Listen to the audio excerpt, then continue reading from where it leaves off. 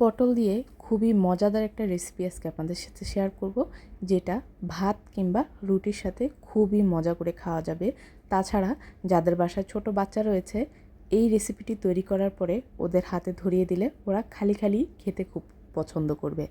সবাইকে আসসালামু আলাইকুম, কেমন আছেন সবাই? আশা করছি যে যেখান থেকে বসে আজকের আমার এই ভিডিওটি দেখছেন সবাই অনেক ভালো আছেন। আলহামদুলিল্লাহ, আমিও অনেক ভালো আছি। তাহলে চলুন কথা না বাড়িয়ে ভিডিওর মূল পর্বে ফিরে যাই। রেসিপিটি তৈরি করার জন্য এখানে আমি 4 পিস পটল নিয়েছি, আর পটলগুলো একটু মাঝারি সাইজের নিয়েছি যাতে করে আমার কাটতে সুবিধা হয়।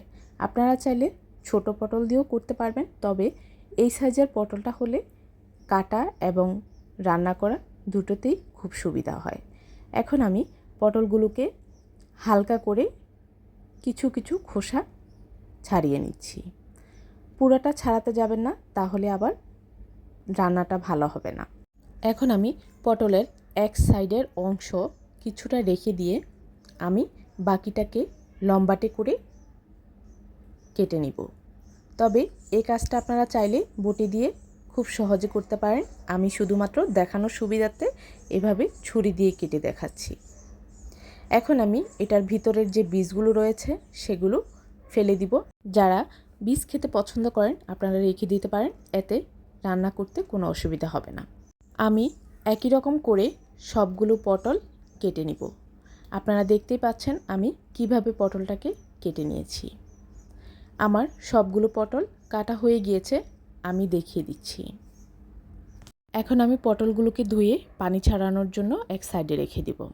একটা মিক্সিং বল নিয়েছি, তাতে হাফ কাপ পরিমাণ বেসন, 2 টেবিল চামচ পরিমাণ চালের গুঁড়ো, 1 টেবিল চামচ পরিমাণ আটা, আপনারা চাইলে এখানে ময়দাও ব্যবহার করতে পারেন, হাফ চামচ পরিমাণ হলুদ গুঁড়া, হাফ চামচ পরিমাণ ধনিয়া গুঁড়া, স্বাদ মতো মরিচ গুঁড়া, হাফ চামচ পরিমাণ ভাজা জিরের গুঁড়া, স্বাদ মতো লবণ, হাফ চামচ পরিমাণ গরম মশলার গুঁড়া, হাফ চামচ পরিমাণ আদা বাটা এবং হাফ চামচ পরিমাণ রসুন বাটা। এই সকল উপাদান একসাথে মিশিয়ে আমি একটা মিশ্রণ তৈরি করে নিব। এখানে আমি 1 কাপ পরিমাণ পানি নিয়েছি, আর ধীরে ধীরে পানি অ্যাড করে আমি মিশ্রণটা তৈরি করব। একসাথে পানি দিলে পানির পরিমাণটা বোঝা যাবে না, তাই অল্প অল্প করে পানি অ্যাড করে আমি মিশ্রণটা তৈরি করেছি। আপনারা দেখতেই পেয়েছেন আমার 1 কাপ পরিমাণ পানি লাগেনি, অনেকটুকু পানি রয়ে গিয়েছে। আমার মিশ্রণটা তৈরি হয়ে গিয়েছে। এখন আমি পটলগুলোকে একটা একটা করে ভালোভাবে কোট করে নিব। সবগুলো পটল কোট করে নেওয়া হয়ে গেলে আমি চলে যাচ্ছি রান্নায়। চুলায় একটা প্যান বসিয়ে দিয়ে তাতে পরিমাণ মতো তেল দিয়ে দিয়েছি।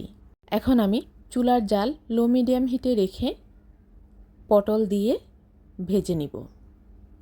তবে খেয়াল রাখবেন চুলার জাল কোনোভাবেই যেন হাই হিটে না দেওয়া হয়, তাহলে উপরের অংশটা কালার চলে আসবে, পুড়ে যাবে, ভিতরে কাঁচা থেকে যাবে।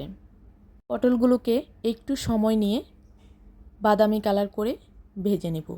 সো ভিউয়ার্স, আজকের এই রেসিপিটি যদি আপনাদের ভালো লাগে, যারা ফেসবুক পেজ থেকে দেখছেন প্লিজ আমার পেজটিতে লাইক ও ফলো দিয়ে কমেন্টস করে জানাতে ভুলবেন না কেমন হয়েছে। আর যারা ইউটিউব চ্যানেল থেকে দেখছেন প্লিজ আমার চ্যানেলটি সাবস্ক্রাইব করে পাশে থাকা বেল আইকনটি ক্লিক করে রাখবেন, এমন আরও নতুন নতুন সহজ সহজ রেসিপি পাওয়ার জন্য। আমার পটলগুলো ভাজা হয়ে গিয়েছে, আমি তুলে নিচ্ছি।